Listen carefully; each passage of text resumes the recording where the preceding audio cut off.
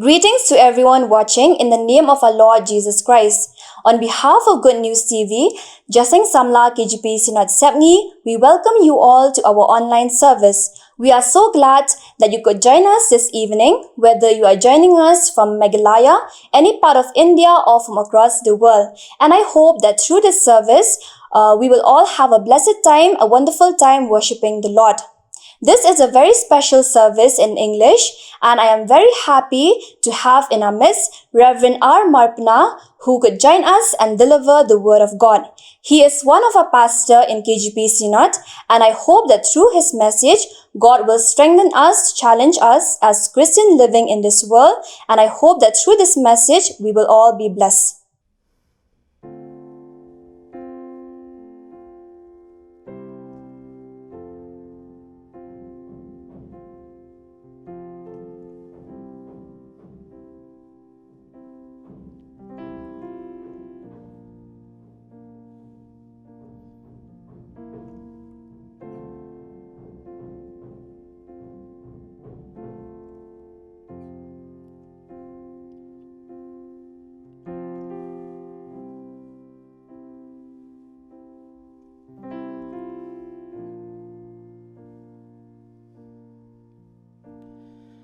As I walk in the darkness, you were there lighting my way. As I walk down the river, you were there guiding my way. And when I asked, Lord, why, you smiled at me and you said, I will always love you in everything that you do. You're still my child,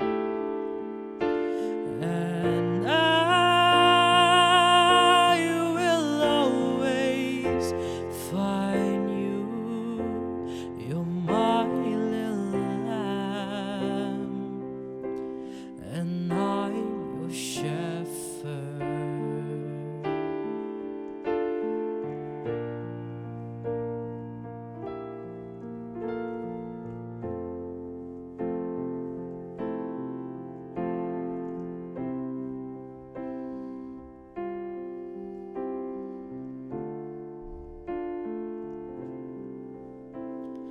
As I am, I come to you,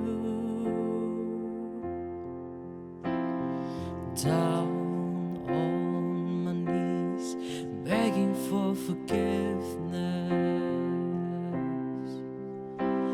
And down you came from your throne with a smile on your face, and you say, I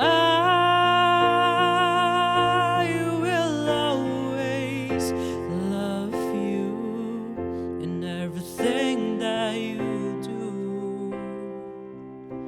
You're still my child, and I will always find you. You're my little lamb, and I'm your shepherd.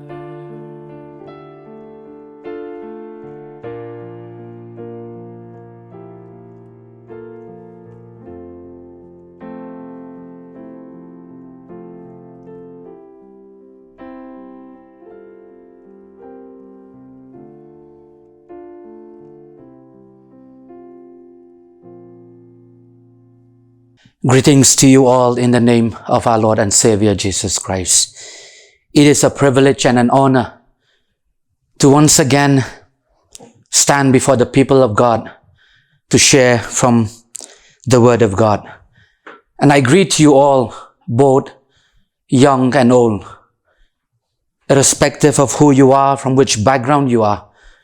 At this very moment, I'd like to thank you from the very bottom of my heart, especially today, as we gather together to worship together, and especially to listen from the Word of God. And I thank God for this opportunity that the Good News TV has offered, and I considered it as a privilege and an honor to serve God. My friends, I believe that we all have a reason to be here. We all came to this platform where Good News TV from time to time has always had this opportunity to bring forth the Word of God. It is also at this moment that we, the Good News TV, brings to you the message of our Lord and Savior Jesus Christ.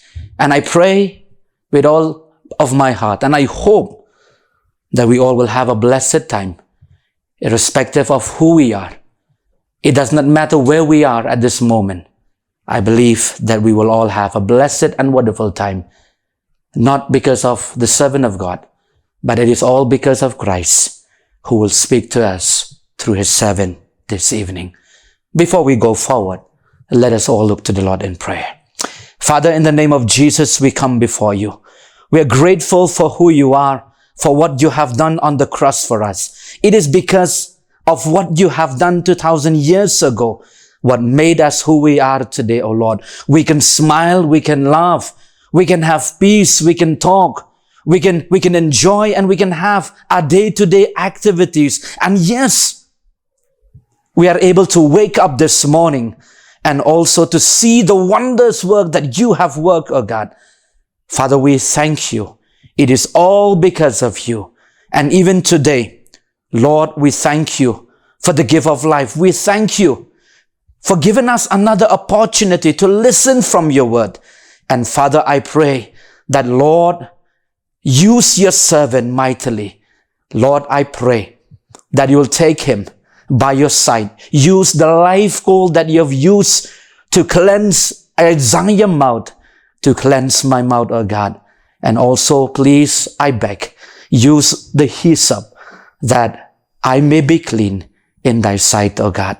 Father, I pray, let my mouth be your mouthpiece, that you will speak the truth, nothing but the truth, and the gospel that will set us free in the name of Jesus. Father, thank you so much, for we ask this all in the name of our Christ. Amen. My friends, today the passage that God has kept in my heart, I've gone through a lot of passage in the Bible. There's one particular passage in the Bible that caught my heart, and I believe it is the Word of God that God wants me to share with you all this evening, which is a special service, in English service of the Good News TV. The book of Revelation chapter 3, verses 1 to 4 states, and let me read. If you have your Bible with you, you can please open the Bible. I'm reading the King James version. You can use any version if you like. The book of Revelation chapter 3, verses 1 to 4. The Word of God says, "And to the angel of the church in Sardis write, these things says he who has the seven Spirit of God and the seven stars. I know your works, that you have a name, that you are alive, but you are dead. Be watchful and strengthen the things which remain, that are ready to die, for I have not found your works perfect before me." Verse 3, "Remember therefore how you have received and heard. Hold fast and repent. Therefore, if you will not know what hour,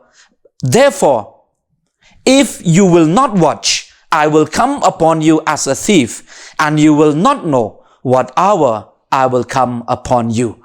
And verse 4, my brothers and my sister, which is the main point of my sermon this evening, you have a few names even in Sardis who have not defiled their garments, and they shall walk with me in white, for they are worthy.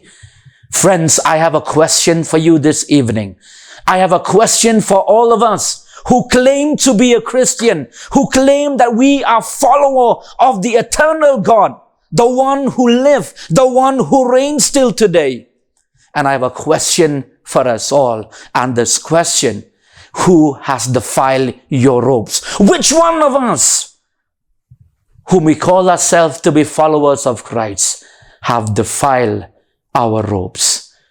My friends, first of all, the book of Revelation, the chapter that I have read before you, it is a very unique book that we all know. It is written by John the Apostle, one of the 12 apostles of Jesus. He was at the island of Patmos when he saw this vision, when he received the vision from the one who loved him, from the one who died for him, and from the one who was resurrected on the third day, and the one who was ascended to heaven. And that person we know by the name of Jesus. He saw this vision and he asked him to write down some of the things, and some of the things he need not write it down. My brothers and my sister, my friends, this is a passage. This is the book of Revelation that talks about things that are happening at this moment, at this point in history, and also things that are gonna happen, will take place in the near future before the Lord comes with his angel for us all. In particular, chapter 2 and 3, there is a specific message that Jesus asked John to write it down, and also take this message to the 7 churches in Asia Minor at that time, now in modern Turkey. He asked him to write these things down and go and deliver this message to these churches, 7 churches that he named, which are one of the biggest churches back in the day.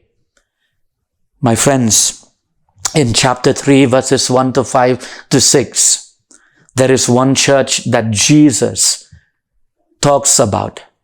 And he asked John to write it down. Please write it down, John, and go and give this message to my people. And this name of the church is Sardis. I have read, and I know you have your Bible with you. In verse 1 and 2 and 3, we have seen some of the criteria, some of the problems, some of the things, the reason that Christ asked John to write it down, because he has a problem with this church. I know that you have a big name. You know, in history, this city was very famous. Sardis city was very famous because it was known for the temple of Artemis, meaning the god of love and fertility. People all around the world at that time in the ancient Near East would travel to the city just for the sake of pleasure, just for the sake of fertility and love, to experience that. And the city was very famous of that. And according to the Greek, they say that the city was demolished. This city was destroyed in 2 occasions. However, this city came back from the dead, we could say, because it began to flourish again, even after twice being destroyed or demolished. But God was never concerned about this city.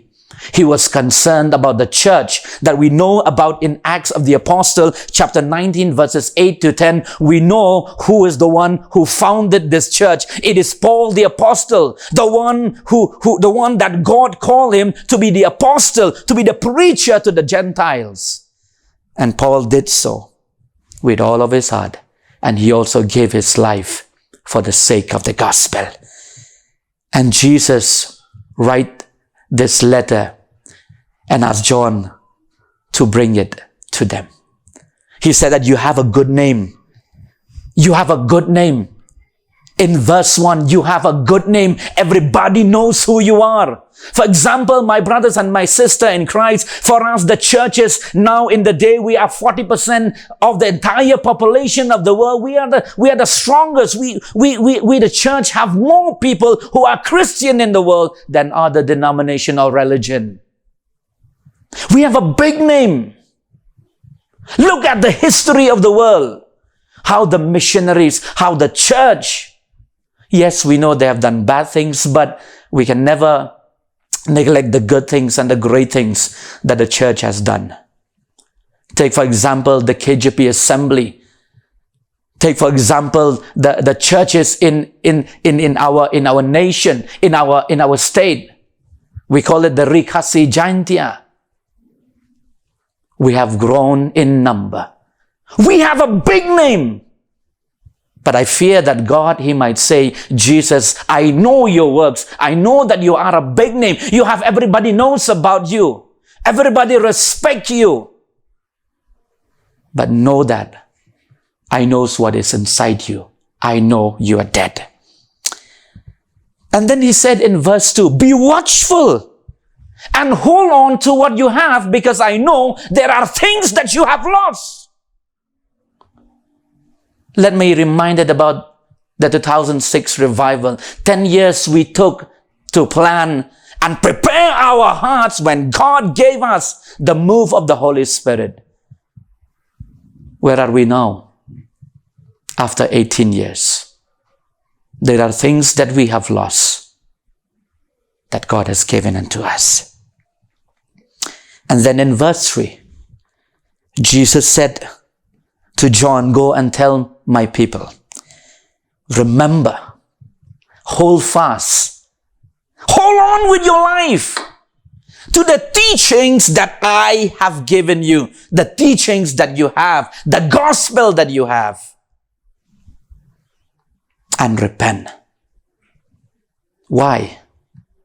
Because when I come, nobody knows about my coming, but when I come, you will not know. And Jesus gave a reason, because many of us, the church at Sardis, 80% of them have defiled their robes. Look at the world that we are living in now. We call ourselves Christian. In the state of Meghalaya, 75% are Christian, irrespective of which denomination we are.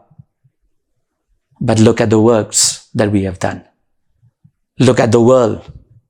The fear of the Lord has disappeared from this great land.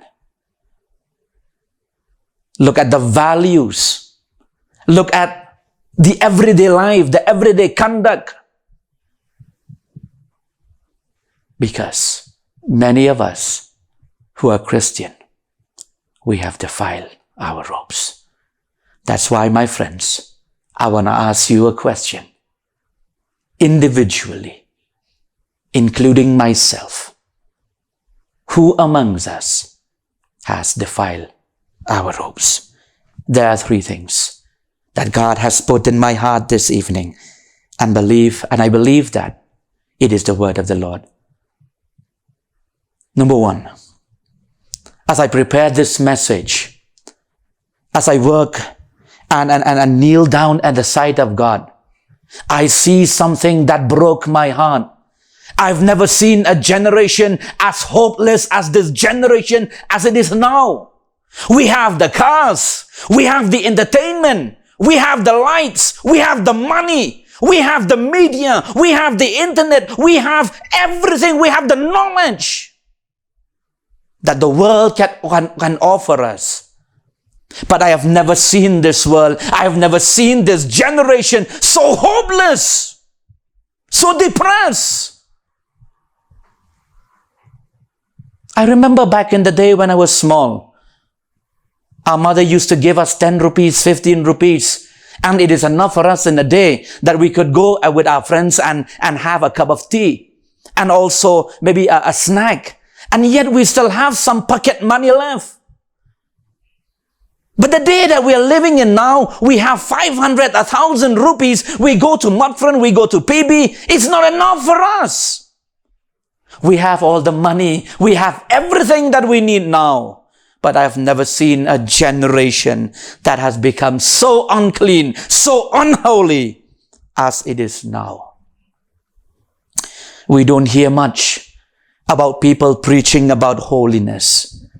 We don't hear much about people preaching about holiness, calling out to the world that you need to be holy. Why? Because your God and my God is holy.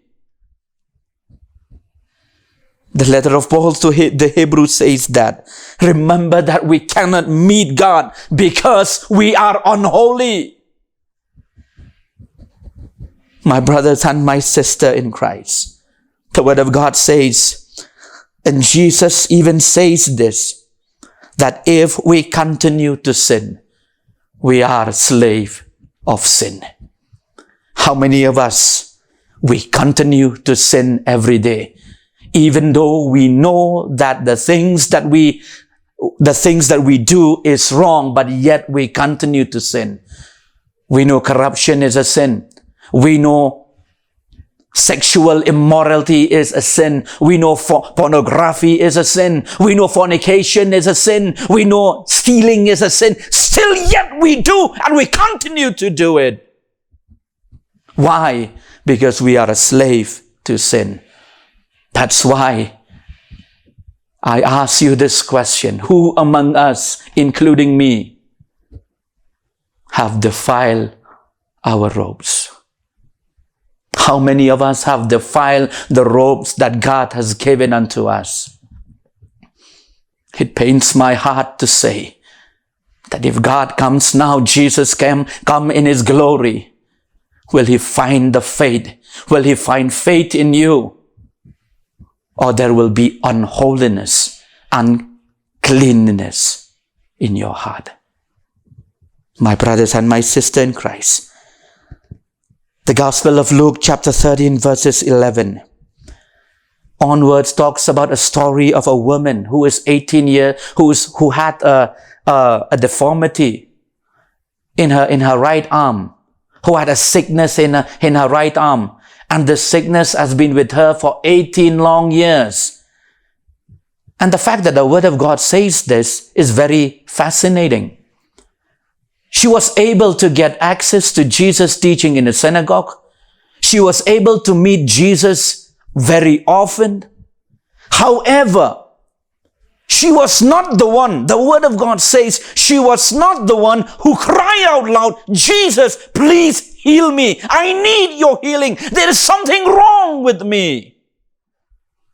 If you compare this story with Mark chapter 1 verses 40 to 45 onwards, there's a man with leprosy. And this man shouted out loud. He came out from the cave. He came out from the jungle and said, my Jesus, I know if you are able, if you are willing, you are able to heal me. But this woman is very contrast to what happened in Mark chapter 1 verses 45. Why? Because for 18 long years, she has learned to live with that sin. She has longed to live with that pain, that sickness in her arm, in her body. And she said that, I'm used to it. It is okay. My friends, I know there are people with change wrap around. People are bound. Wrap around their arm, their neck, their feet. Still they say that it is okay with me to sin. I can follow Jesus because everybody is doing so. My brothers and my sister in Christ, many of us, we are slave to sin. And that is the very reason that we saw this generation, we see this generation being a generation that is so unclean, has become unholy, and the generation that does not know how to do what is right.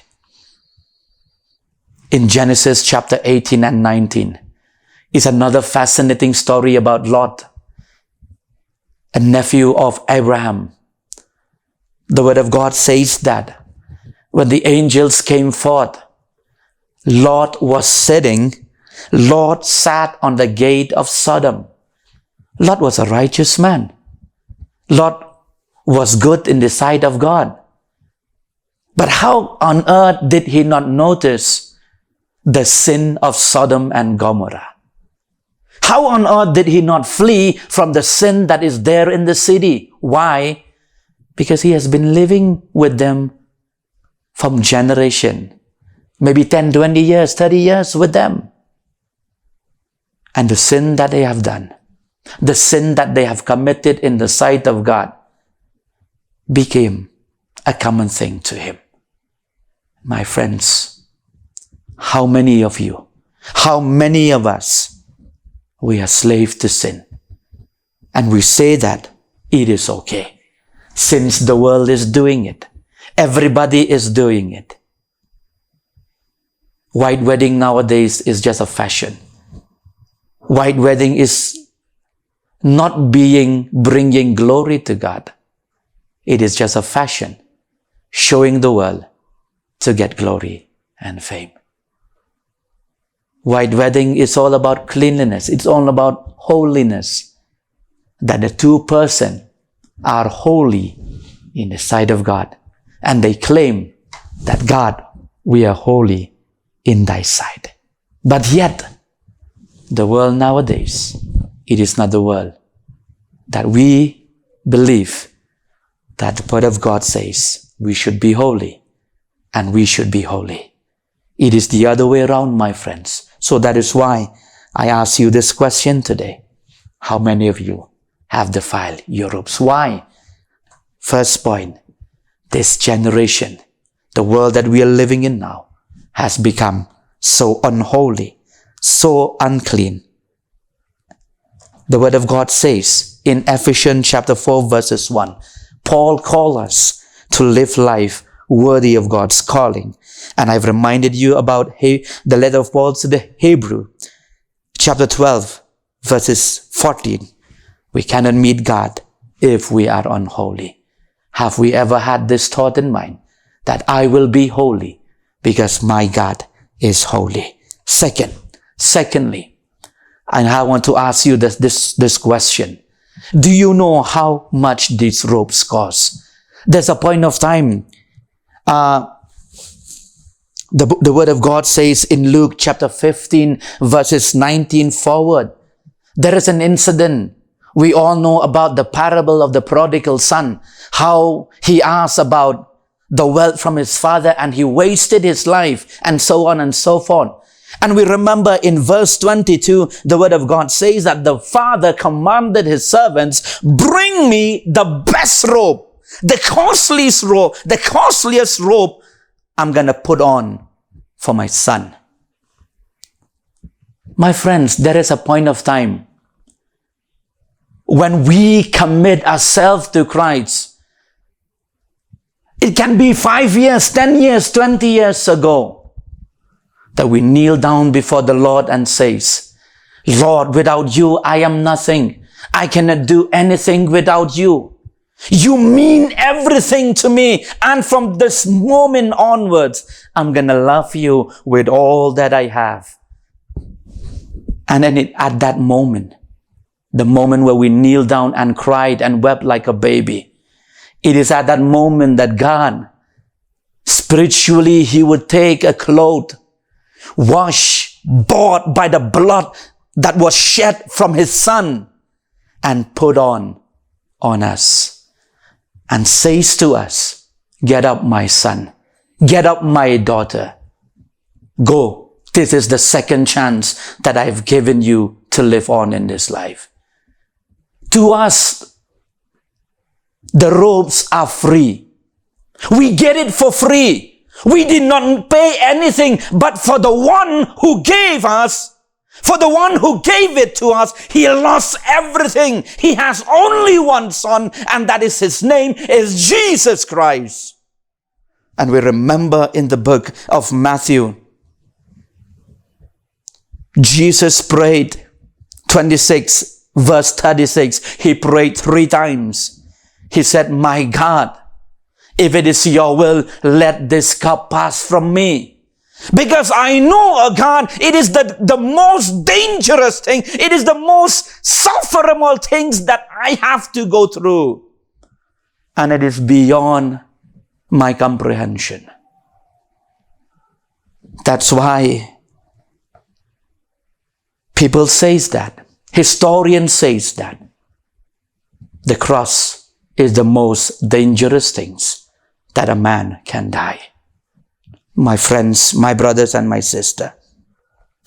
The book of 2 Corinthians, Paul wrote in his letter, chapter 5, verses 21. He says, for he made him who knew no sin to be sin for us, that we might become the righteousness of God in him. Christ was made sin. That's why the Greek cannot comprehend this. How can the God of God, the King of Kings, would lay down his life for us? I had a friend of mine who was a bureaucrat. Yes, he was a Christian, but he was a nominal Christian. Being faithful to Christ was never part of his plan. Being spiritual was never part of his plan. Going to church was a mere routine and a ritual for him just to get his parents off his back. And I remember this friend of mine, when the choir sung the song, Amazing Love, how can it be? For you, my King, would die for me. A friend of mine says that. This is something beyond my understanding or my comprehension. Can you please explain to me what it means?